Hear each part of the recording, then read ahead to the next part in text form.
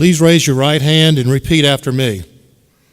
I do solemnly swear that I am duly qualified,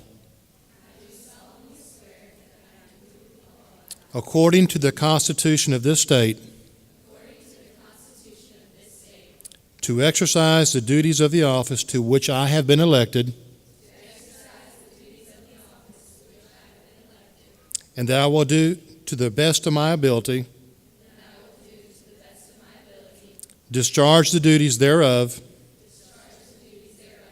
and preserve, protect, and defend the Constitution of this state and of the United States. So help me God. Congratulations. As she said earlier, my name is Antoine Seawright, and I am thrilled to be with Palmetto Girls State 2016. I got a call from someone who I believe will be, from a staffer who I believe will be the next president of the United States. Her name is Hillary Rodham Clinton. And they asked me to come to California because tonight John Legend will be doing a big concert in California. I said I was asked to be with 600 girls in South Carolina, and there's no way I am going to leave Palmetto Girls State to go to California. So I am here with y'all.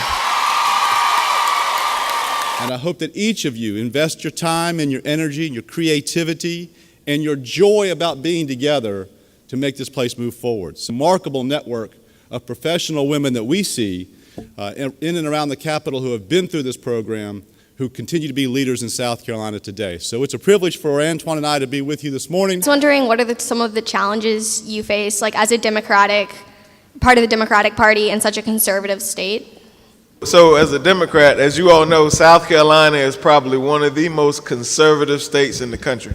When I do elections, obviously the end goal is to win elections. But it's very tough when the electorate in South Carolina has said consistently, we want to elect Republicans, not Democrats. So the challenge for us as Democrats is raising money to compete with the conservative majority. The other challenge is finding ways to convince voters that his party has driven this state into the ground for the past 20 plus years. Going off what you were saying, our nation right now, and especially our state, also is very split between Republicans and Democrats. Do you think it's important to kind of just keep it one or the other, or mix the two? Because some I know identify as like moderate conservatives, moderate Democrats. What's kind of your opinion on having more than two parties?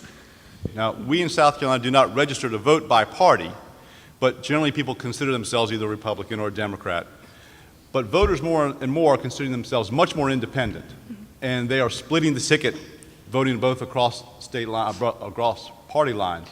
So I think the value you would have as a candidate is to obviously declare a party affiliation for purposes of running, what's your real core values, but to stretch your appeal to those voters who don't align themselves with one party or another.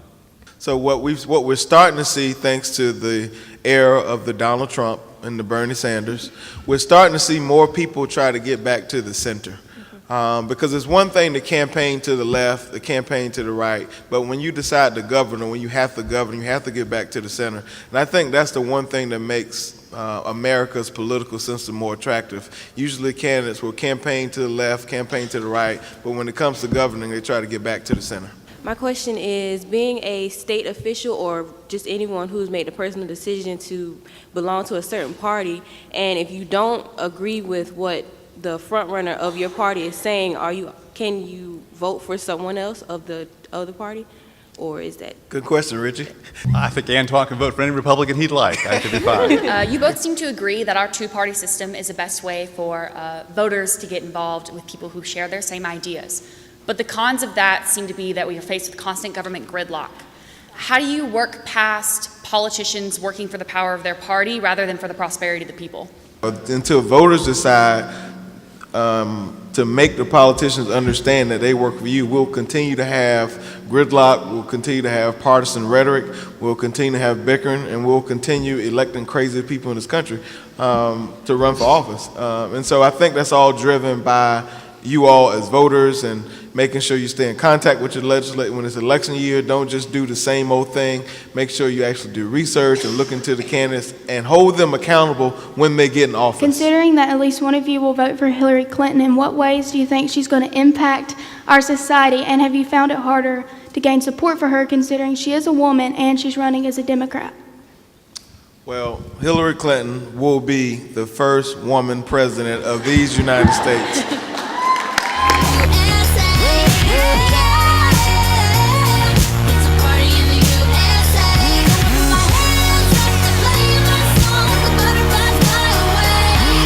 It's such a pleasure to be here. This is a highlight of my year, every year, being able to come down here and see you guys, because I'm telling you, you are the future of our United States and of this state of South Carolina. I just want you to know that participation to the fullest is the number one thing that you need to do, whether it be in your career or be in volunteering at your church or in your schools. You're in such a wonderful place today. This should be a very special day for you as we honor those veterans, those World War II veterans who participated in World War II and participated in D-Day in particular. And so you find that whenever you come into an office like this, that you really have to weigh. You have to weigh, what can I do that is going to be of the greatest good to the most people? Don't pay any attention to the meanness that you're seeing in our presidential candidates and the conversations and the arguments that they're having with each other. I have never seen such a loss of civility in a presidential election as I am seeing this year. Do not use them as an example. Yes, they're very publicly known, very widely known. They're all leaders in their own right. But just because they're leaders doesn't mean that they're setting an example of how you should behave toward your opponent. And I know to you, you feel like you have the future ahead of you, and it's just broad, and it is. But it will go by like that. And I was elected by others to do what I do. So I owe them my time and my energy and my efforts to do the best job that I can do, because I asked to do the job. My question is, y'all were mentioning that you're going up for re-election coming up soon.